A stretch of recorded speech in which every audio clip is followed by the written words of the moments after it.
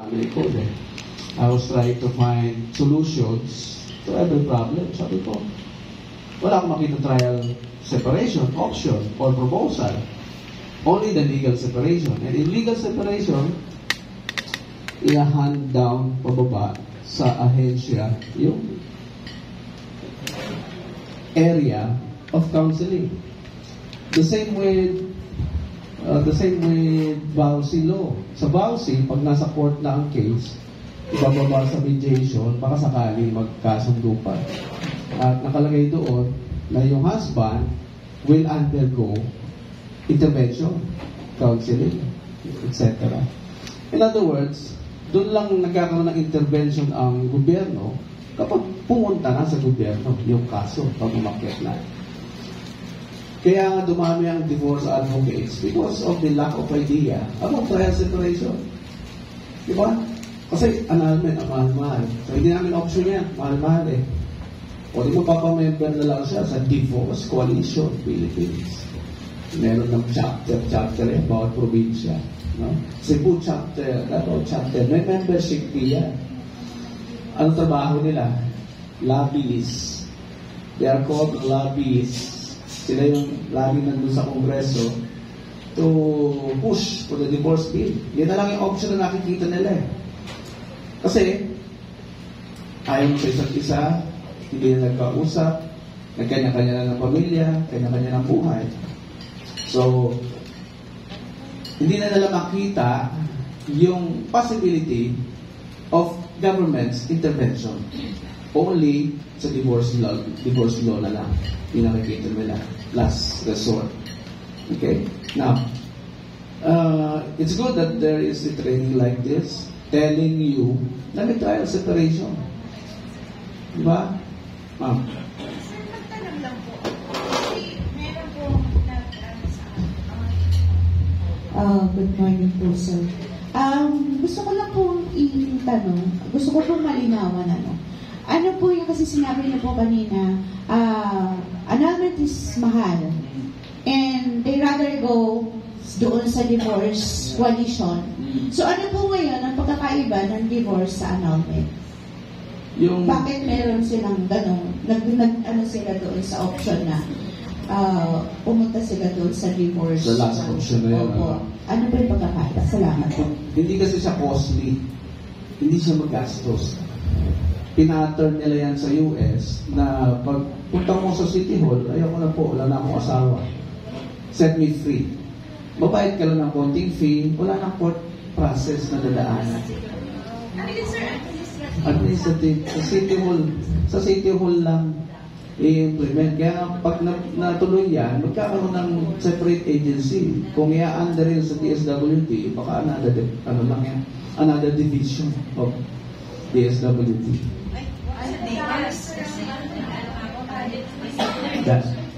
Oo nga. Wala naman tayong Department of Family. Di ba? So, kung hindi makikreate ng another agency, baka isiksik yan. Sino yung pinaka-closest agency? Di ba? It might be DSWD. Kung may funding, of course, matandaan nyo bawat law na ginagawa, nagkakaroon ng ahensya. O kagaya ng data privacy, o walang ahensya, o di gagawa ng Philippine Privacy Commission.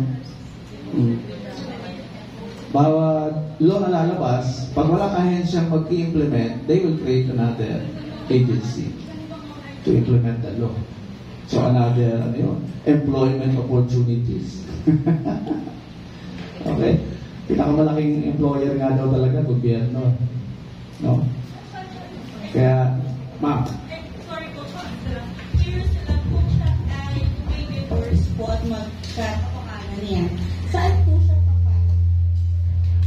siya papasok ng ito for you ng social welfare and development? Since yun yung sa DSWD kasi SWD ang ating mandato po. Preservation, di ba? Oo, preservation of the family yung ating mandate. Saka caring for the public, di ba? So, most likely, another agency will be created. But not totally sa DSWD po siya. Not totally. Or attached siya. Kasi nasa different. Papasok kayo kapag may mga batang involved. Okay? magkakaroon kayo ng involvement kapag may mga bata. All the time naman. Kailangan nila. Yes. Yeah. Alright. Thank you. Yeah. Di ba? Siyempre, paano naman na kami? Sabihin ng mga bata, paano naman kami? Oo. Meron kaming couple na pumunta sa office. Yung babae, nagtaksil. Eh, may dalawa na silang anak.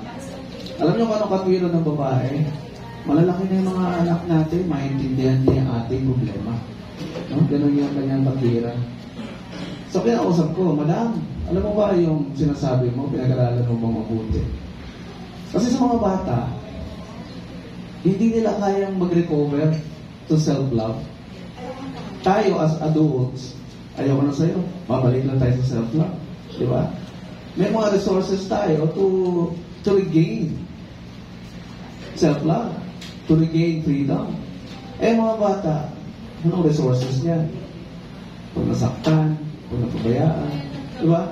In other words, ginawa natin tungkol sa atin yung marriage. Kaya mahigpit ang pagtuturo namin sa mga ganitong training na marriage is not about you anymore. Okay? Gusto niyo bang matutunan today yung totoong design ng marriage? Gusto niyo malaman? Talaga? Walang tataas ang kilay, ha? Because the design of marriage that I will present now came from God. Came from the Bible. Okay? And we are not violating the principle of separation of church and state because this did not come from the church. Directly from the Bible. Ang Bible, watak-watak yan before eh. Puro scrolls. Scrolls dito, scrolls doon. Kung saan-saan naiiwan. Until finally, yung pagsama-sama nila yan. Kaya naging isang book. At nauna ang Bible before the religions. Remember that. Okay? So I will present this not in a religious perspective because wala na akong religion ngayon. Tapos na. Tinapos ko na. Ang pagiging religious ko. Dahil ang kailangan pala natin ay maging citizen ng kingdom. Citizen ng kingdom. And you will understand that today. Okay? So the true and natural design of marriage started from the Garden of Eden. Nabanggit ko sa inyo before that prince means first. Sa mga kingdoms, mga anak nila, they are first in line to the throne. That's why they are called prince and princesses. Okay? And this lecture will really help you understand kung bakit nag-aaway mag-asawa. Ito mo maintindihan. Because sinubukan ko na pag-aralan yung mga philosophy nila. Nila Buddha, nila Lao Tzu, nila Confucius. All of them are talking about nature. Connection to nature. Pero about relationship, wala silang sinasabi. Ethics. They are telling us about ethics. Be good to your neighbor. Something like that. Pero yung principle of relationship, hindi mo maririnig sa kanila yun. Hindi mo maririnig yun. Kaya natin nahanapin. Dito sa author, creator ng marriage. Remember the lines of Jesus. I am the way, the truth, and the life. Ano sa Tagalog yun? Ako ang daan sa katotohanan na kailangan mo para humaba ang buhay mo. Okay? Kasi pag hindi mo alam yung totoo, of course, na-stress ka. Di ba kung lagi pinag-aaway mag-asawa, gisingin yung sakit mo natutulog. Kasi hindi nyo alam yung totoo eh. Kaya pagkasira ng buhay lagi ng tao is due to what? Ignorance. And ignorance means darkness. It's not about the evil na may sungay, na may harap na. Hindi yun ang ibig sabihin ng evil. Evil means ignorance, darkness, evil, tapos darkness, tapos ignorance. Yun lang ang cause ng pagkasira ng buhay ng bawat tao. Okay? So, prince means first. In Greek, it's principal. Yung origin ng mga words natin, wala namang English before. So, let's go backwards. How it came to be. Yung mga wordings na yan. It means fundamental, tenet. I-google niya, lalabas yan. Law, doctrine, root, basis, foundation, origin. In other words, the beginning of every history or information. The beginning, the foundation. Yung pag nagtayo ka ng building, yung pinaka-layer, yung first floor ng foundation ng building, nandun doon yung pinakamatibay. Nandun doon yung pinuhunanan sa isang structure. Okay? And principle means first law. Kung may nababasa kayo sa mga books ninyo na this is a principle, like sa PMC manual, pag sinabi doon na rights of the child, hindi ka entitled sa opinion mo doon. Principle yun eh. Principles of the welfare of the children. Pag sinabing honor your father, di ba nandun sa PMC manual natin yun? Honor your father. When it says honor, that's a principle. Hindi ka makikipag-debate doon. Obligasyon mo lang ay what? Sumunod. Sumunod. Okay? That's called principle. Which means first law. And it came before us. It's existed before us, before we were born. Nauna na yan. For example, law of gravity. Hindi yan invento ng tao, di ba? Hindi yan gawa ng tao. When you defy that, anong consequences? Yung punishment built in. Nagindihan nyo? And I hope habang hawak yung cellphone nyo, nag-texting anyone, ha? Okay? Take notes sa ating lesson. So, you cannot defy first law dahil yung punishment built in. The first law, ang pagrespeto sa husband.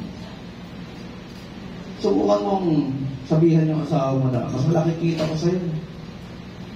Patapay-tambay ka nga lang. Subukan mo gano'n yung husband mo. Oo. Di ba? Sa umpisa tatahimik lang yun, pero deep inside, malaking insulto sa kanya. Malaking insulto sa kanya. No. Di ba? Pinahiya mo pa yung ego niya as provider, di ba? So, kung gano'n ang sitwasyon ng mag-asawa, don't do that to your husband. Because kahit hindi mo dalhin sa korte ang problema na yan, yung usapin na yan, the punishments are built-in. Kusang lalabas yung punishment. Ano sa anong punishment ang mararanasan nyo later on? Hindi ka papansinin niya. Bang magugulat ka, hindi ka hinihipo. Hindi ka na nilalambing. Di ba? Tapos ang araw, maririnig mo na lang kumakanta. Bakit ngayon ka na? Sabihin na nilala na yan. Habang naliligo, lumalabas yan. Yung unconscious feeling na lumalabas sa unconscious moments. No? Naliligo, lumalabas. Tapos, the next day, no? Narinig mo ulit. Tumalaya lang ako. Tumalaya lang ako. Di ba, mapapaisip ka na. Di ba? Para sa akin ba yung kanta na? Okay, Karen Horney, psychologist, siya nag-explain niya. Si Karen Horney. Kasi yun yung mga hugot na lumalabas during unconscious moments. Okay? That's Karen Horney findings or study. So first law, when violated or unheeded, have built-in punishments, no need for court or judges. Kasi yung concept of democracy, hindi galing sa Bible. Saan galing yan? Sa Greek. Nagsimula yan kay Socrates, kay Plato, kay Aristotle. Yung tao may rights mag-decide. Pumili ng leader, mag-decide for himself, for herself. That is from the Greek philosophy. Okay? Kaya, ang unang-unang gumamit yan ay yung US. Kasi before sa Greek, hindi nila ginagamit yan. Although it's just an idea na naisusulat nila yan sa mga scrolls. Sa Athens, Greece, di ba doon galing yung Olympics? Kasi doon pinagpapartner na nila yung malakas, matalinong lalaki sa malakas, matalinong babae. Yun ang origin niya. Kasi pag pinagpartner nila yan, yung lumalabas na bata, athletic din, tsaka matalino din. I-guide na lang along the way. That's the concept. Na every human being, merong power deep inside to become great, become powerful, smart. At sinamahan pa nila yun ng mythology. Alam niyo ang mythology? Yung mga gods, Greek gods, yung maliliit na gods, na merong God of love, God of thunder, God of mercy, God of speed, etc. Those are Greek mythology. Because nararamdaman nila, parang merong superpower na nabubuhay, hindi lang natin nakikita. So para magkaroon ng benefit sa mga living, yung sinasabi nila, they created images. Images. Ang mga nai-imagine nila. Pero hindi half human, half animal. Yung half human, half animal galing sa mga pagans.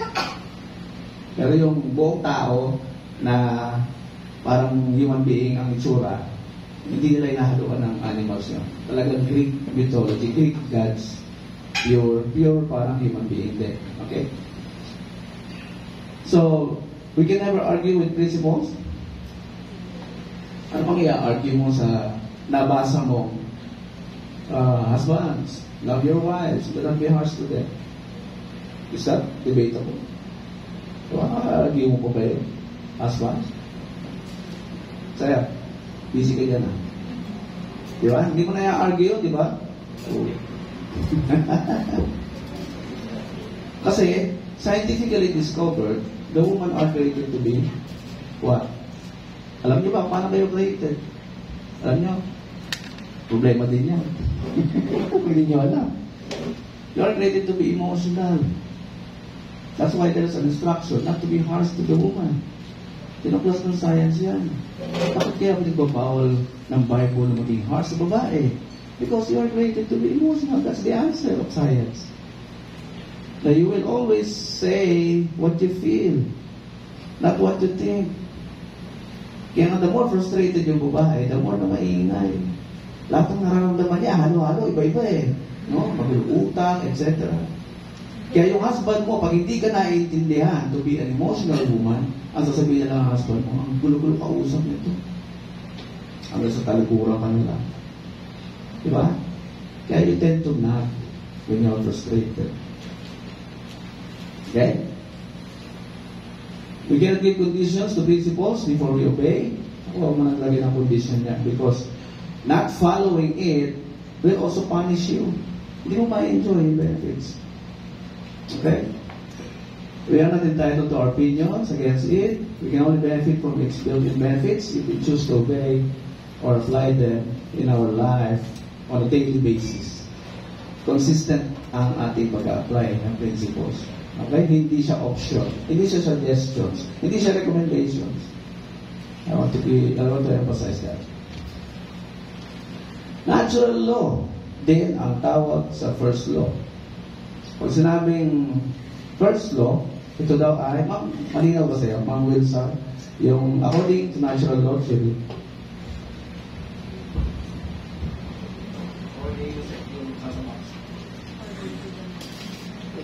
according to natural law theory, all people have inherent rights conferred not by act or legislation, but by God's nature or reason. Natural law theory can also refer to theories of ethics, theories of politics, theories of civil law, and theories of religious morality. Thank you. Natural law means hindi daw galing sa legislation. Yung inherent rights natin, yung karapatan natin na nakabit din sa ating pagkatao ay hindi bigay ng Estado o ng Senado. Lalo na ng Kongreso. It is there. Yan yung pinaglalaban ni Socrates. Okay? Yan rights in very human. Kasi in Athens, Greece, bawal pumoto ang mga babae. No? Si Socrates, hindi yan sulat yan. Ang sulat si Plato. Nakasunod lang lagi. Estudyante niya yan eh. So, ginagawa ni Socrates, nakatambay sa mga palengke, yung saan matao, tapos na-observahan niya yung mga movement, reaction ng bawat tao. Kaya nga, totoo si parang siya yung unang psychologist. Nag-aaral niya yung behavior ng tao. Psychology is not a branch of science before. Under siya ng philosophy. Okay? Under siya ng philosophy. It became a branch of science nung nilagyan na ng studies. Okay? Sige nga, study nga tayo, tinan natin kung talagang yan ang reaction ng tao. So, magsasurvey sila for 1,500 or 2,000 people. They conduct study. So, naging branch of science ang psychology. Okay? So, galing yan sa God, sa pagkatao natin. Naka-implant yan. Yung rights na yan. Galileo Galilei, 15th century. No? Humans and all things on earth were subject to natural laws, which physics and mathematics could describe. Kumbaga, kaya computein. Mag-connect mo lang yung sarili mo sa natural law, kaya computein. May distance, may time, may oras. Kaya nga na-compute nila paano ilang oras ka o ilang buwan bago makating sa moon eh. Computed eh. Because they discovered na everything in the solar system is very organized. Very organized. Natuklasan nila yan. 15th century, 18th period na walang Bible, they studied everything about life. Kaya naglabasan yung maraming scientists. That is called the Age of Enlightenment. Sa history natin. Age of Enlightenment. So, I studied all of these philosophers, the Buddhas, Confucius, Lao Tzu, Friedrich Nietzsche, Marcus Aurelius, Galileo Galilei, Sigmund Freud, Abraham Maslow, Erik Erikson. Iisa lang, yung very common sa kanila. Ano yun? You know, stay connected to nature. Don't violate your nature. Madidisgrasya ka. Okay? Yun nga lang pigilan mo, ihi mo eh. Ang mangyari sa'yo. Diba? Wala kang choice. Diba? Susundin mo. It will destroy your body. Yung call of nature, ganun din. You cannot defy that. Susunod ka lang. At yung mga philosophy na pinakilala ni Jesus, those are ideas, better ideas for us to survive on a daily basis. Okay? So, yun ang kaibahan niya over these philosophers. He has given us the best idea. Because doon naman nagagaling yung lahat ng ating ginagawa at outcome ng ating buhay. Galing sa ating ideas o paniniwala. Philosophy. That's why dumami religions. Because meron silang iba-ibang paniniwala. Eh kung mag-stick ka lang sa isa, sino? Yung truth. Yung divine truth. Sino? Yung creator ng produkto. Di ba? Mas credible. For example, itong laptop na to. You see the principle of the relationship between the creator and the product. Okay? The creator and the product. Using that concept, sino mas makakapagsabi pag ito ay nag-malfunction? Yung maker ito, di ba? Yung creator. Bakit? He knows the design. Nasa kanila yung original design. Kaya nga nauso rin yung authorized dealer or authorized representative, authorized service center. Because they studied the design. And they know how to put it back to normal. Para mag-function ulit ang produkto. Sa marriage, ito yung hindi naman naituturo sa Pilipinas. Because nauna sila mag-aral, no? Europe, yung Western world na tinatawag natin. Nauna sila mag-aral because nauna nila ma-experience yung mga problema sa buhay. At nung panahon na nag-aaral sila, anong status natin? Anong status natin? Parang ano lang tayo, di ba? Parang mga pagans lang tayo noon. Di ba? Before they came. So, kailan pa nagsimula ang history natin? Kung walang Magellan dumating, di walang masusulat na start ng history ng Pilipinas. Di ba? Tama. Pero before Magellan, here comes the Muslims. 13th century. Nasabi na ba sa iyo? Yeah. Kaya pag may nagpa-convert sa Muslim, ang tawag sa kanila, balik Islam. Because it was the first religion. May mga missionaries na coming set by Prophet Muhammad. Kaya sila yung nauna. Pero anong klaseng buhay meron sila doon? Diba? Hindi pa civilized. Yeah, here comes the Western world developing things or products that will help gumaan yung buhay ng tao. Okay? Maging civilized naman. Kaya dumating si Magella, ganda ng mga gamit. Diba? May tayo. Ano lang ang gamit ng mga Moro? Ano yung ano lang? Sibak. Diba? This book contains human beings' history and natural law. It is not a religious book, neither a book of recommendations. It is about the true creation of the earth and human beings, and it's a government called kingdom. King and his royal family. Wala kang makikitang demokrasya dyan. Okay? The only religion na mababasa mo dyan are the Pharisees and the Sadducees during the time of Jesus. Diba pagka upon Holy Week, nanonood kayo ng mga movies about the crucifixion of Jesus, may mga taong tumitira sa kanya, kumukontra. And these are the religious people. Sino nagpapako sa kanya? The religious people din. Hindi na niniwala eh. Bakit? Because they are practicing things without love. Diba? They used to practice things or traditions, nakatali na sila doon. Kapag Sunday, huwag kang papagaling ng tao. Bawal yan. Diba? Ano yun? Palipasin mong buong maghapon, wala akong isasay. Hindi na pinakalala ni Jesus. Kasi natahali niya sila doon sa tradisyon na yun. Kapag bawal, bawal. O kung meron kang 100 na sheep, nalaglag yung isa, hindi mo ba siya kukunin, mahanap yun. Diba? Pinakilala niya yung love. Because wala yun sa kanila. They are actually implementing 600 plus na law na hindi nila maintindihan kung ano yung pinakamahalaga. That's why they asked Jesus. Alala niya? Master. Which is the greatest commandment. Because ang daming batas eh. Ano susundin namin? Ang sinagot ni Jesus? Alala niyo? Ha? Ayan na. Love the Lord thy God with all thy heart, with all thy mind, with all thy soul. Yan yung una. Isa lang yung question, pero dalawa yung sinagot niya because the question requires two answers. And the second is like unto it. What? Love thy neighbor as thyself. Now, in my years of studying the Bible, every time God speaks, it's a process. Na-realize ko, discover ko, proseso pala ito. Paano yun? Pag ikaw na mamahalin ng Diyos, kilalanin siya, yung wisdom niya, makikilala mo sarili mo. Uy, ganun pala ako, ganun pala magkakagawa ng Diyos sa akin. Meron pala akong special talent na binigay sa akin. You will discover your seed.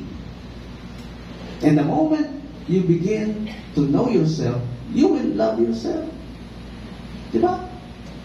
Bakit ka gagawa ng stupid things na makaka-hurt sa'yo o sa ibang tao? Diba? You learn to love yourself na.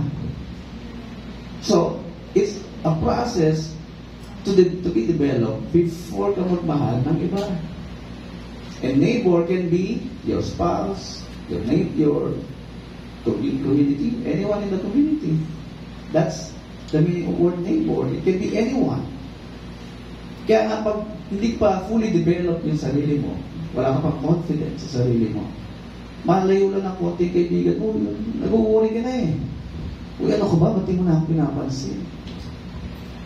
Napansin nyo? Diba? Because you are trying to please others. Sino i-please mo? Start with God, then please yourself. Huwag ka makikisabay sa because may iPhone siya, hanggang iPhone ka na rin, hindi mo makaya. Sino i-please mo? Is that yourself? No. Na-influence ka nila. Because gusto mo, pag nakita-kita kayo, updated ka rin. Nakaayon ko na. Pero mayroon ka naman sa babae. No? Don't please others. Start to please yourself. Kaya nga sa science, ang tawag yan ay introvert. Yung pag-introvert ka. Kasi hindi ka rin pwede lumampas eh. Sa pagmamahal sa sarili mo, yung maging selfish ka na lang. May proseso ka pag dadaanan, meron pa pangatlo. Ano yun? Love one another. Love your neighbor as thyself. Nakuha nyo? Everything is a process. Hindi siya recommendation.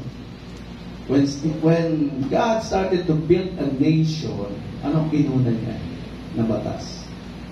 Love God. All about Him. Kaya when you start to organize your life, starting with Him, loving God, madi-discover mo sarili mo later on. Na siya pinag-aralan ni Carl Jung. Carl Jung, how to discover your personality. Kasi sa kanya galing yung term na identity crisis. Kaya pag may husband na nag-asawa na hindi pa niya kilala yung kanyang identity, mag-i-experiment yan during your marriage. Kaya dahil ko nakikita lalaki, puro tato. Unless yun ang business niya. Di ba? Wala akong comment doon. Kung yun ang business niya, okay ako doon. Pero kung hindi mo naman business, patato ko ng patato. Bakit? Tapos magsusuot ng Nike, magsusuot ng mga branded. Ang hinahabol nila, yung identity. Putting someone's identity. Kasi hindi nila ma-discover yung sarili nilang identity. So study Carl Jung. Take note of that. Carl Jung, psychologist. Meron siyang proseso sinasabi, nakapareho ng proseso sinabi ni Jesus. Process of individuation. To discover yourself first. Now it's making sense to you. No? Okay. The true meaning of marriage, according to its author, it's a holy covenant before God. Holy covenant. Kaya ang tawag sa marriage, vows, hindi promises. Kasi ang promise ay made by human beings. Ang vows is made between the human being and God. Okay? Vow. Which is, hindi ka entitled sumuway or tumalikod. Wala kang chance na tumalikod. You made a vow. Kapag may kinakasal, sinasabi ko, hindi kayo nagpa-promise sa isa't isa. Kayong dalawa na pinag-iisa ang nagpa-promise doon sa taas. Diba? Kayong dalawa yung nagpa-promise or nag-vow. Sa Diyos, because pareho niya kayong produkto eh. We are also called natural products. Pareho niya kayong produkto. Nabawa, may lalaki, nag-alok sa'yo, kasal. Pag-aari ka ng Diyos, pag-aari ka ng Diyos. Mag-desisyon kayo mag-isa. O, hindi na kayo subject sa inyong kagustuhan or mga kapritsyo or belief about marriage. Subject na kayo sa design niya. Because pareho na kayo, produkto. Intindihan niyo? Kaya ganun nila dinasign yung marriage. And I'm very thankful at tama yung pagkaka-define sa family code, yung Article 1. Not subject to our stipulations. Okay? The male was prepared to be the foundation of the marriage. Ako, ito tataas kilay niya dito. Paano natin di-discuss yung cycle sa first day? Saan simula ang marriage? Sa lalaki. Pag may nabola, pumayag na babae, karoon ng marriage. No? So it become very crucial for the male na maging maaasahan. Kasi foundation eh.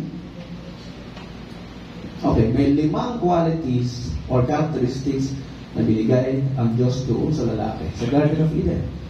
Yung 5 yan, pag yan meron ka, meron siya, no, very safe ka na.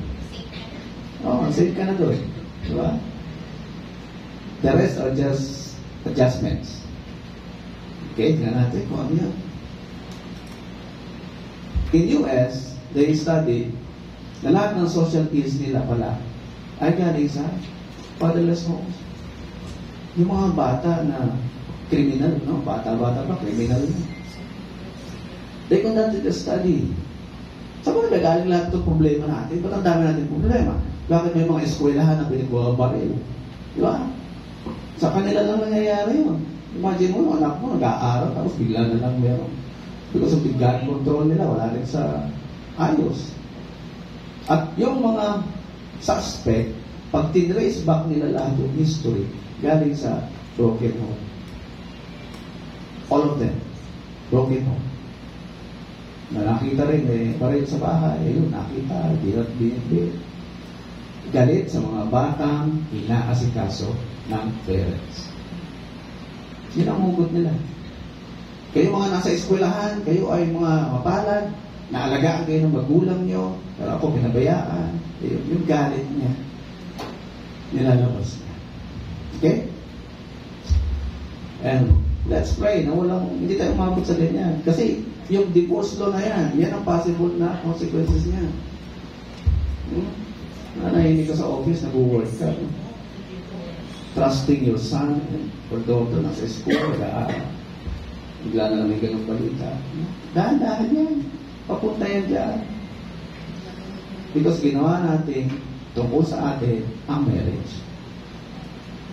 Kaya yung mga divorce advocates na, lalo ko, ano magiging, ano yan, nature will surely punish them. Nature. Fatherless America ang kanilang problema. Fathers.com, if you check that site, they are concentrated in studying the consequences of fatherless home. So, sabi nila dito, as supported by the data below, children from fatherless homes are more likely to be poor. Bakit more likely to be poor? Wala yung tatay. Wala magtuturo sa bata kung paano mag-produce ng pera. Walang ama na bibigay ng tamang guidance. How to produce money. So they will become poor. Become involved in drug and alcohol abuse. Makikilala niya yung mga batang pinabayaan din. Di ba? Kaya nga may birds of the same feathers fly together, flocks together. Magkikita-kita yung mga yan. At kung merong male and female dyan na nakita-kita, experiment. No? Nakita ko yung ginagawa ni mami and daddy sa gabi. Try na natin. No? They become curious because nakita nila at one time. Okay? Kaya pati yung pagbubugbog, pag nakita rin ng bata yan at nag-malfunction yung partner niya, masasaktan din yung kanyang partner. Because nakita niya to be what's happening kapag naiinis ang tatay sa bahay. Yun ang kanya naging environment. Okay? Next. Drop out of school, wala nang gana mag-aral. No, sa World Vision website, makikita nyo may isang tao, Pilipino na nag-aaral about the consequences of separation among couples. Nag-aaral nila sa worldvision.com. Check nyo lang. Suffer from health and emotional problems. Boys are more likely to become involved in crime, and girls are more likely to become pregnant as teens. Siyempre, ano po makakauwian ng babae sa piling ng isang lalaking o bata na lost? Uutisin. At hindi pa pahalagahan. Okay? Hindi pa pahalagahan yung babae. Because hindi niya natutunan kung paano magmahal. Tamang magmahal ng babae. Define foundation. Underlying base to support the whole masonry, structure, building. Alam mo na yan. Diyan binubuhos ang lahat ng puhunan sa pundasyon. Ang pinakamahal na gastos, tanongin niyo yung creator ng building na to, foundation. Everything. Lahat ng engineer. Ask them. Ang marriage ay invisible institution. Bakit invisible? Hindi naman namin malalaman kung married ka kung nasa labas ka. Ako, hindi ko alam married ka. Hindi ko alam pa idea. Kaya hindi, wala akong idea. Unless may suot kayong wedding ring. Wedding ring namin, andyan lang sa pag. So, kung invisible ang marriage, ang foundation mo dapat ay ano? O di invisible din. Hindi rin nakikita ng tao na ikaw ay may kaalaman tungkol sa marriage. Nandiyan dyan sa pagkatao mo, yung foundation mo. Diba? So, an invisible marriage requires an invisible foundation. And that is knowledge. Understanding. Then application. Yan yung proseso na sinabi ni ng Diyos sa Proverbs. Ni King Solomon. Napasa niyo ba yan? By wisdom, a house is built.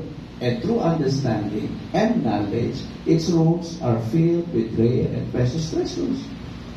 Susi pala yun, proseso pala yun. Para maging successful ang isang organization, bahay man, institution, whatever. Mabaliktad natin. Kasi ang pagkaka-describe doon, mabaliktad. Kasi hindi ka naman magiging wise instantly. Pinag-awayan na ni Socrates at Plato yan. Sabi ni Socrates, pag pinanganak ang tao, meron ng knowledge yan. Sabi ni Plato, no. Hindi. Kailangan mo pang lagyan ng laman yung utak ng tao. Galing, di ba? Ako na nila pinag-isipan niya. So, by wisdom, a house is built, and through understanding and knowledge, its rooms are filled with rare and precious treasures. So, baliktrin natin. Ano yung una? By knowledge. Yun ang start. Knowledge. Then, understanding. Then, application. And you become wise. So, take for example, the lawyers. Anong first step 1 na ginagawa nila? Aral. School of Law. Di ba? And that is called knowledge. Getting knowledge. Acquiring knowledge. Acquiring information. Ano next? Understanding. Check ng mga professor, naintindihan mo ba yung pinag-aaralan natin? In a set of exams. Di ba? At hindi pa kontento yun sa exam lang. Mayroon pang bar. The same with nurses and doctors. Una, information. Gathering information. Kasi nakauna na pinag-aralan eh. Meron ng mga books available to study about the human body, etc. Then the next is understanding. Kaya pala nagkakasakit ang tao because meron siyang pinapasok na substance na can destroy his lungs, etc. So they studied that already in books. Diba? So naiintindihan mo na. Anong yung susunod? Graduate na ako. I'm now going to practice what I've learned. Okay? Kaya sa umpisa, merong trial and error yan eh. Kasi doon ako confirm na intindihan mo ba? Kasi paano ba in-apply? Diba sa mga nurses, kung mali yung pagturok sa'yo, hindi ka masyadong naiintindihan. Di ba kung saan ka ituturok dapat? Kung mali, di masasaktan ka. Naintindihan na yung sequence? At hindi yan pinakilala sa atin. Hindi mo maririnig sa mga sipahin mo. Kaya napilitan akong gumawa ng libro. Tinatago nila yan eh. Bawal magbasa ng Bible. Kahit nung unang panahon pa, papatayin ka. Alam niyo ba yun? Bawal. Oo. Ang punishment dyan ay death. And here's Martin Luther. Na isang pari, Katoliko, na ginising yung isip ng mga Germans. Tinanslate niya yung Bible into German. Para maintindihan ng mga German. Anong ginawa ng Martin Luther? Pinatawag ng Rome. Kasi Rome was the government at that time. Yung Rome Emperor, ang pinaka-powerful. They are ruling the world. Sabi kay Martin Luther, bawiin na yung sinabi mo. Kasi yung faith, pwede mo lang patawarin ng Diyos kahit di ka magbayad sa simbahan. Bakit natin pinagbabayad ng mga tao para lang ma-forgive yung kanilang sins? O, history to Hindi niya alam yung palang pondo ginagamit pang patayo ng Vatican. Raising funds to build up the Vatican. So, Martin Luther became the first, Protestant. Because he protested. He was protesting an idea that goes against the Bible. Okay? And the rest is history. Natural law or principle of marriage. Naku, sarap pag-usapan to. Ito na, nag-desisyon ka na mag-asawa. Develop yung mind mo o hindi dahil love mo siya, papasok ka na sa pag-asawa. Anong unang instruction after mag-asawa ni Adam and Eve? Ngayon ba narinig niyo ba kahit saan simbahan na yung ginawa ni Adam and Eve ay sex? You never heard that? Ang alam niyo lang, kinagat yung actual apple. Hindi yun pagkagat sa apple. It was just a representation. Nag-sex sila. Anong instruction ng Diyos? Don't touch anything. You can eat anything except for one. Ano yun? Eat the middle. Nasaan ang ating sex organ?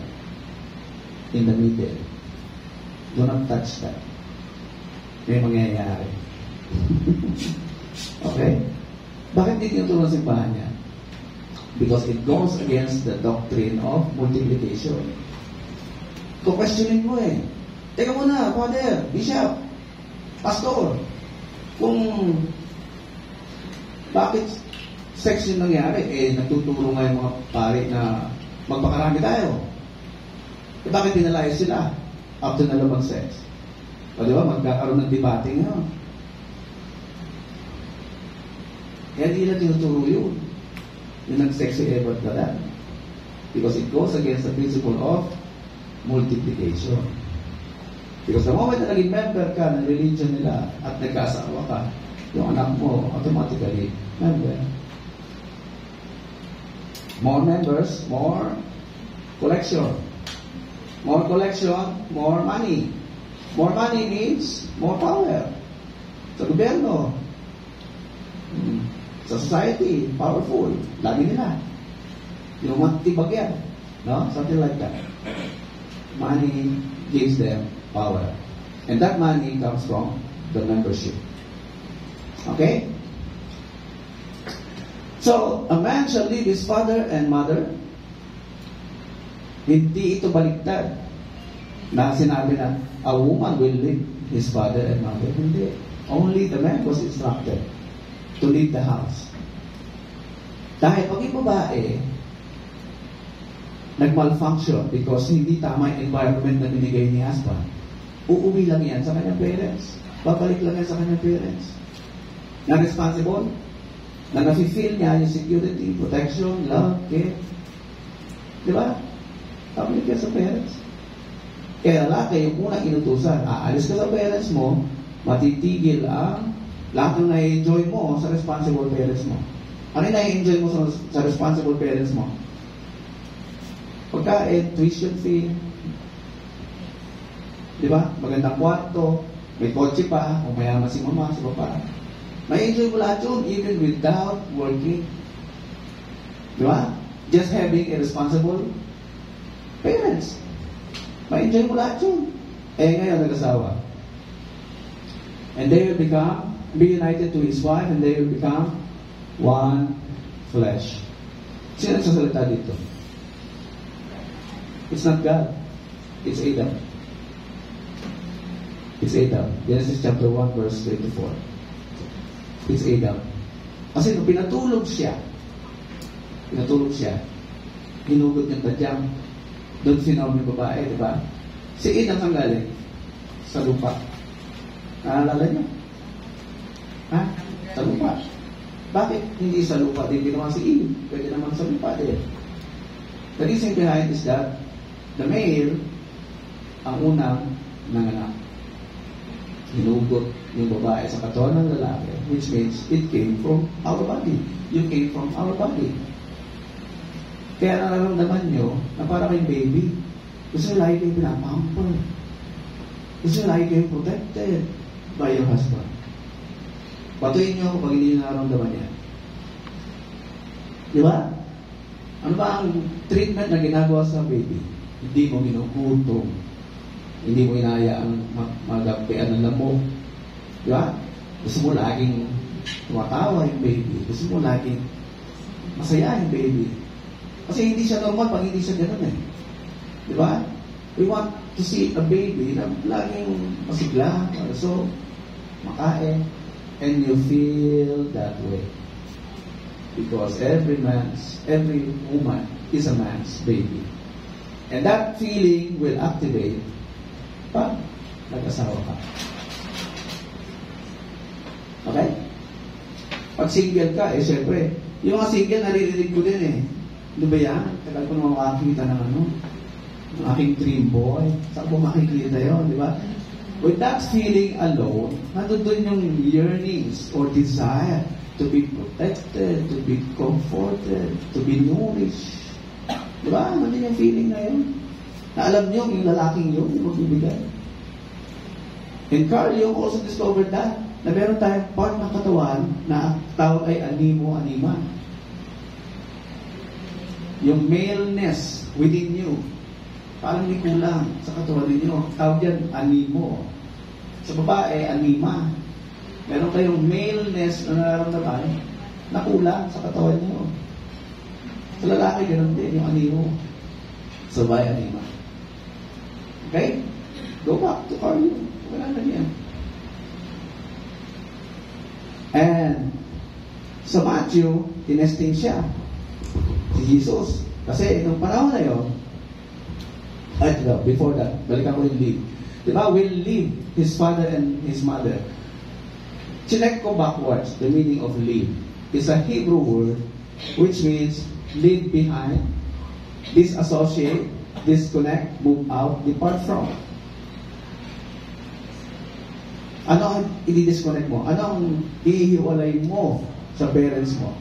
Physically. Di ba tatlong bahagi ng katawan natin? Sabi ni Abraham Maslow, physical, psychological, and spiritual. Pero tawag ni Maslow doon, yung spiritual, at tawag din yung self-actualization, which is spiritual na talaga. Okay? So, ihiwalay yung katawan mo sa parents mo. Nag-asawa ka na eh. Pati yung psychological, ano yun? Yung mind. Yung pag-aalala sa magulang mo. May asawa ka na, katabi mo pa. Naku, baka walang pagkain sila ng mama at papa sa bahay. Kawawa naman sila. Naku, wala pang bahay sa mama at papa. Kukuha ko siya ng bahay. And you are telling that to your husband. Diba? Sa umpisa, maintindihan ng husband na yan. Mapagmahal sa magulang. Very good. Eh, nagbabayad ka na doon sa house and lot na ini-invest mo for your parents. What happens to your own money? Hindi na ma-enjoy ng husband mo yan because nakafocus yung income mo sa house and lot na ini-invest mo for your parents. One day, nangailangan kayo. Kailangan na ng husband yung finances mo. Mayroon ng friction na mabubuo. Napabubuo siya ng friction. Until marinig mo ang husband mo, hanggang kailan ka tutulong ka sa magulang mo. Lalo na kung iniwanan ka ng obligasyon, mga kapatid mo, pag-aralin mo, ha? Pagod na kami, ha? Ako sa asawa ka. O di yung income mo, yung finances mo, pati yan. Kalahati lang magbibigay mo sa marriage. Kung kaya ng kalahati. Kaya nga malaking issue pag wala kayong minimum wage earner. Pag sasamahin nyo yung minimum wages ninyo. Then kumpitin yung renta, kumpitin yung bill, etc. At sigurado yan, yung computation ninyo ay to maintain your standard of living. Kaya hindi kaya ng dibdib ninyo na tumira sa kalye. At hindi kaya ng dibdib ninyo siguro na wala kayong wifi. Di ba? Hindi kaya ng dibdib ninyo na wala kayong ref. Di ba? Kailangan nyo ma-enjoy itong mga bagay na ito eh. Pero that involves money. Pera. Ano pa? Spiritually. Yung puso. So it only means na pag nag-asawa ka, it becomes very necessary for every parent to become who can stand on their own. It becomes very necessary for every parent who can stand on their own. Hindi ka mag-aalala eh. Di ba? Pag tinawagan ka ng parents mo, anak, huwag mo na kami intindihin ng mami mo. Di ba? Mag-world tour kami ni mami mo bukas. O, sama ka ba? Di ba? Ang daming couples na ganyan, yung ini-enjoy na lang yung life. Because they have prepared themselves to stand alone when you leave, the moment you leave the house at pag nagpamilya ka na rin. So, ilang pamilya, ilang parents ang ganyan ang mentality? Ilan? Sa Philippines. Di ba, mabibilang mo lang sa kamay eh. Bihira eh. Because hindi na ituro ang mga bagay nito. Okay? Sa akin, dahil may mga couples kami nakausap, ano ba yan, sir? Talaga bang totally? Kalimutan na namin parents namin. That's not what I mean. Balikan nyo kung may special occasions, listahin nyo, di ba? Hindi yung totally zero connection. Hindi ganun sinasabi niya. Ang sinasabi natin is, can they stand alone the moment na nag-asawa ka? Okay? Kaya sa akin, pag humingi ng tulong financially, meron akong nabasa ng article, sabi ng isang eksperto, financial expert, sabi niya, kung financial ang itutulong mo sa parents mo, make sure na bayad na yung bills ninyong mag-asawa. Ang matitira, yun na lang ang may tutulong mo sa parents mo. Kung may kapatid ka ba, hindi mo tulong-tulong kayo. Kasi, di ba, may kapatid ka pa. Kung marami kayo, di daming ang ambag-ambag. Hindi lang ikaw. So, yun ang payo ng expert, financial expert. Kung ano yung tira after the net, nadidak na lahat. Renta, wifi, bills, etc. Tuition, kung ano tira. Yan ang bigyan sa parents nyo. Because that's supposed to be, or that can be, your savings together. As husband and wife. Very logical lang, di ba? Priority plus process plus sequence equals value. Pag iniisip mo yung priority na yan, i-organize mo ang buhay mo from the start. Tapos na ako pag-aaral. Now, mag-aasawa ba ako or I will continue my career? So, use that process. Pag dumaan ka sa proseso at may steps by steps kang pinagdaanan, you will become valuable. Diba? Sineryoso mo yung mga seminar na inaatinan mo sa LGU. Teka mo, bakit ako kontento uwi ako, pag-aralan mo nga itong sinasabi ng marriage counselor. Diba? Every pre-marriage counseling na ginagawa natin should help them realize kung sila ba ay qualified o hindi. Huwag lang tayo bigyan ng marriage license. Put that profession into heart. Okay? Dahil parang pwede kayo masisi niya. Pwede ka kami marriage license eh. Matin lang daw kami, okay na. Babalikan ka. No? Yung lahat ng mga pagdaanan niya. Kasi kung mga naalala ko yung ano na yan. Kaya, anong instruction sa kanilang dalawa? Remember that there are two versions of creation of the man. In chapter 1, involves both the male and the female. In chapter 2, yung sequence, paano na ginawa isa-isa. So ito yung chapter 1. Be fruitful and multiply. Ang lagi na lang natin naririnig is multiply. Please skip ang be fruitful. Kasi, pag tinignan mo siya per se, fruitful, di ba mga puro lang yan? Mga alaman lang yun, di ba sir? Yung pagiging fruitful. Hindi natin naiintindihan that we have also a seed. A seed. Alam niyo kung ano yung seed na yun? Ideas. Ideas. Nakatanim sa inyong mga personality. Na siya bubuhay sa iyo pag ikaw ay nag-multiply. Once you become fruitful, again, don't forget, it's a process. Once you become fruitful, kahit gaano karami pa yan i-multiply mo, mapapakain mo. Diba? It makes sense. Gaya namin, Dr. Michael. Pagkakala nag-start kami, zero. When we started to have ideas, including this lecture, we became both fruitful. At yung wife mo ay meron ding seed na kailangan mag-grow. In your presence as the husband. Kaya pag hindi nag-grow ang babae sa piling ng lalaki, tapos ang lalaki lang yung nag-grow, magpamalfunction ka. Kasi isang katawan lang kayo dapat eh. Di ba? May kausap kami client, foreigner, US Army. Nakatatlong asawa na siya. Tatlong asawa niya. Magpapaksa siya pangatlo, sa Pilipinas naman. Yung dalawang nauna niya asawa, US din. Divorce niya pareho. Naalala niya tuloy. Nung habang nagkakaroon sa Pilipinas, naalala niya yung wife niya. Na siya daw bilang US Army, ang dami niya accolades, ang dami niya achievements, awards, medals, etc. Alam mo, nagreklamo daw ng wife niya. Puro lang, ikaw, tungkol sa'yo.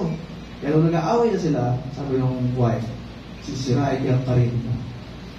Ibabagsak kita. Kaya lahat ng sikreto na alam ng asawa doon sa loob ng bahay, pinaalat niya. Kaya may nagsisisi siya. Sabi ko, kasi siya, sa army, lahat ng klaseng leadership na pagdaanan niya. Nag-serve daw siya sa platoon with 100 armies, 100 soldiers, etc. Ang mabasa ko yung background niya. Pero nag-fail sa relationship. Bakit?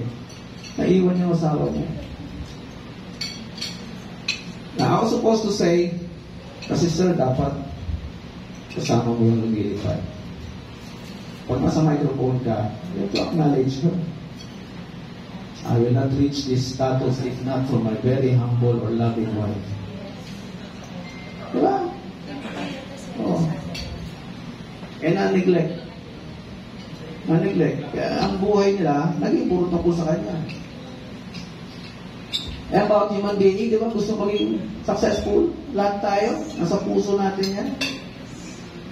Ay, pagiging successful na yan yung paglipad ng mataas. Like an eagle. Remember that when you study the Bible, there are only two creatures na inutusan tayo ng Diyos to be like them. The eagle and the lion. Yan lang. Yung dalawang creatures na yan. Bakit? Alam niya yung pagkakluwa niya sa eagle eh. Yung eagle, hindi yan sumasabay sa mga doves. Laging nasa mataas yan. Yan yung part na pag kilala mo na yung sarili mo, hindi ka mai-intimidate pag meron din magaling sa tabi mo. Uy, magaling din ako. Iba yung area niya, iba yung area ko. You will feel that way. Once you are successful, hindi ka ma-intimidate. Diba? Now, the problem with marriage, your wife has to fly with you also. Kung naging busy siya sa bahay, kakaalaga sa mga bata, you have to acknowledge her. Diba? Sa iba daw lumipas. Oo, sa iba daw lumipas. Nakaka-relate kayo. Diba? Gusto niyo rin lumipad, di ba? Oh. Kami ni Doc Michael, during her time sa mediation, although busy pa rin naman siya dyan, pero seasonal na lang. Kasi nung time na everyday, nagre-report siya sa mediation, yung lahat ng toxic problems, nadadala niya sa bahay. Oo, ramdam ko yun eh. No? Dala-dala niya. Kaya ako kwento niya, etc. Imbis na kami dalawa yung magpintuhan tungkol sa aming enjoyment of life, no? Mga problematic life ng ibang tao, yun na uuwi sa bahay. So nagkakaroon na kami ng friction. Sabi ko, hindi na yan tatama na you're giving your full attention to that office. Meron tayong negosyo na kailangan patakbuhin. And she started to realize that na-involve na siya sa mga ginagawa ko. O yun, sabay na kami lumilipad. Sabay na. Lalo kami friction. Because we are trying our best to be one. One in destiny, one in purpose, one in likes and dislikes. Kaya kilala ko na siya. Kilala niya rin ako. Kaya sa Pampanga, nauna siyang mag-appear sa venue. Sabi ko, kahit wala pa ako, mag-start na kayo. Because your presence is just like andun ako. Ganun dapat mag-asawa. Diba? Kahit isa lang yung nandun, ramdam ng mga tao, uy, para si Sir din yan. Ganun dapat ang maging reflection ninyo mag-asawa sa bawat function na pinapuntahan ninyo. Or event. Okay? So, be fruitful first before multiplying. This is also applicable to business. No? Yung magiging fruitful mo, na-discover mo na. Hindi mo na kailangan dalhin sa palengke yung fruits eh. People will look for you. Ikaw lang yung may ganun katamis na fruits. No? Ikaw lang yung may expertise about something. Dadayuin ka, saan ka man tumira. Diba? Let's say, ikaw yung merong specialization about kidney. Pupuntahan ka. O ikaw yung pinakamagaling na karpintero. Pupuntahan ka. Because you became fruitful. Meron kang specialty sa paggawa ng kahoy na kakaiba sa iba. Na nakita ng tao. Mahusay yan. Perfect yung pagkakagawa natin. Hindi sumasabla. I guess yun na? May na-discover kang ulam. O ikaw lang yung nakadiscover ng formula, recipe. Pero hindi ka ng tao. Yung kare-kare sa Caloocan, nai-intriga ako doon. Yung every Sunday lang bukas. No? Yung kare-kare na yun, diba? So, puntahan eh. Ano meron? Pinipilahan. Okay? That's becoming fruitful. You discovered something within you. Kaya nga sabi rin ni King Solomon sa Ecclesiastes, pag na-discover mo na yan, ilatag mo isa-isa. I forgot the verse. In the morning, ilatag mo lahat ng seeds mo. Latag mo lahat ng seeds mo. And in the afternoon, don't lie ahead. Huwag kang tutulog-tulog because di mo alam kung ano dyan yung mag-grow. Magpo-prosper. Hindi, yung seeds mo, yung ideas mo. Di mo alam. Yan ang ginagawa ng mga Chinese na Gokong Wei na ngayon, Henry C. na ngayon, Jollibee na ngayon, pati McDonald's, Chinese eh, di ba? Yan ang ginagawa nila. Anong ginawa? They don't waste time. Pag-gising sa umaga, dina-develop na nila yung concept. Reading books, reading competitors, everything. Then, pagdating ng hapon, kahit na-employed sila, pagdating ng 5:01, back to the books. Aral. Wala silang distraction noon eh. Binasa ko rin yung buhay ni Gokong Wei eh. Titinda ng dyaryo, titinda ng ganito. At ang unang loan daw niya, 50,000, just to help him multiply. Kasi may idea na siya eh. Parang palago ng business eh. Funding lang kailangan. So, umuta siya ng 50,000. And that is where Robinsons started. Hindi nagsasayang ng oras. Kaya kami mag-asawa, hindi na kami nunod ng news. Sabi niya 6 o'clock or 5:01. Ano ang news pinapakita sa akin lagi? Puro negative. Patayan, everything. Lalasunin lang yung utak mo. Lalasunin lang. Invest in books. Ito sa bahay namin. 2 library namin. Ito kaya. At piling-pili yung aming books, hindi naman sa Pilipinas bili. Piling-pili. Ang interest namin, law. O ang daming law books. Interest namin, psychology. O ang daming psychology books. Interest namin, events. Kasi events plan ko yung before. Daming books siya about events. Music. I teach music. O ang daming books about music. But kaya, aral ako. Merienda tayo. Naisip ako, basa. Kaya naging fruitful na kami. Kaya papansin na kami. Pati DSWD. Diba na? Oh, it works. Try nyo. Na tinuturo ko na. Try nyo. Pero alam mo, sabi ko sa kanya, sa Dr. Maiter, alam mo kung kabataan ko pa lang, maganda yung resources ko. Kasi lumaki ako sa hirap. Talagang, napangasok ko matulog sa squatter. Kung maaga akong nalaman ito, tapos may responsible parent sana ako, baka ngayon may dinari na ako. Oo, kung maaga ka nagsisimula, nalaman, natutunan lahat ito, kaya yaman ka talaga. Late na ako nagsimula eh. Kasi kakahanap ko ng tunay na religion eh. Na-distract ko yung pag-develop ko ng seed ko. Because ang aking understanding din before, na pag nag-asawa ka, automatic, your life will be blessed. Diba? Did you have that impression before? Na pag nag-asawa ka, automatic, i-bless ni Lord ang buhay mo. I had that impression before. Kaya yung first 5 years namin talagang struggle. Wala pa tayong kotse Nagtakot tayo tatapaw Nag-jeep pa rin tayo. Na-question ko yun. No? Sabi ng Bible, your life will prosper. Di ba? Hindi kasama sa plano ng Diyos na maghirap ka. Jeremiah, di ba? Kung tatay na nandun ko pa sa womb ng nanay mo, hindi kasama sa plano ko na ikaw ay magdusa. That's why you always feel to have a good life. Like ka naghahanap ng good life. Yun ang nakatanim sa atin. Desire for good life. That's the design of every human being. Ano oras na? Ay pang oras. Tuloy natin? Any questions so far? Any questions? Nalilinawa na kayo ba? Lahat nakukuha niyo. Very good. Okay, this is chapter 2, Adam and Eve. I encourage you to go back reading chapter 1 of Genesis. Nandito ang design ng marriage. Okay? Tira natin This is the account of the heavens and the earth when they were created, when the Lord God made the earth and the heavens.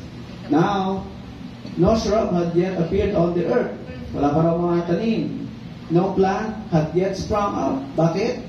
May reason. For the Lord God had not sent rain. Wala pa tumutubo because wala pang ulan.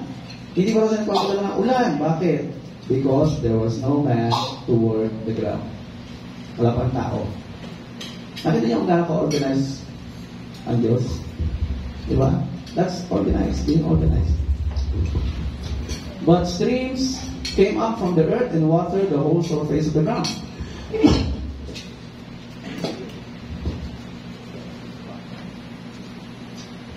Then the Lord God formed a man. Ito na, formed a man from the dust of the ground and breathed into his nostrils the breath of life, and the man became a living being. Hiningahan niya. No? Matapos mabuo sa lupa, binigyan niya ng hininga. Yan yung parang kuryente na bumubuhay sa atin. So when a person dies, bumabalik yan. Yung kuryente na sa Diyos. Nabasa niyo ba yun?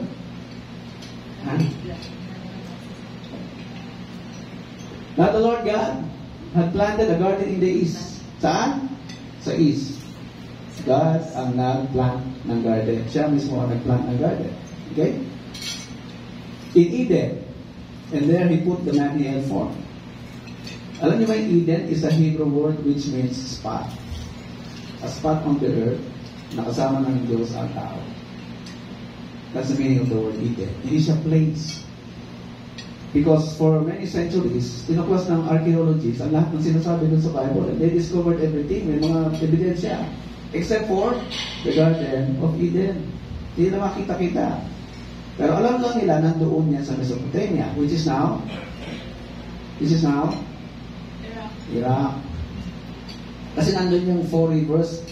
Ano yun? Yung Tigris. Ito, The Lord God made all kinds of trees grow out of the ground. Niready na ng Diyos ang lahat ng trees. Wala pang tao, Trees that were pleasing to the eye and good for food. In the middle, again, in the middle, may emphasis lagi sa middle. In the middle of the garden were the tree of life and the tree of the knowledge of good and evil. Verse 10, yung mentioning of the 4 rivers. What's that? Pishon, Havilah, Tigris, Gihon. At lahat ng klaseng elements, mamahaling bato ay nandiyan. Trees, puno, everything. Nire-ready na niya, bago pa niya, ginawa yung tao. Yung lahat ng pangailangan niya para sa ibang buhay. Okay? What else? 15. The Lord God took the man and put him in the Garden of Eden. Nilagay niya mismo yung tao sa Garden of Eden. To work it and take care of it. To work it and take care of it. This is English. Na binalikan ko, is this about job? Hindi pala. Work means, in Hebrew, to become. To become. Work means to become. Ano yung to become na yan? If you continue researching about the word work, it also means vision. Pangarap. Vision. Kaya ang isang lalaki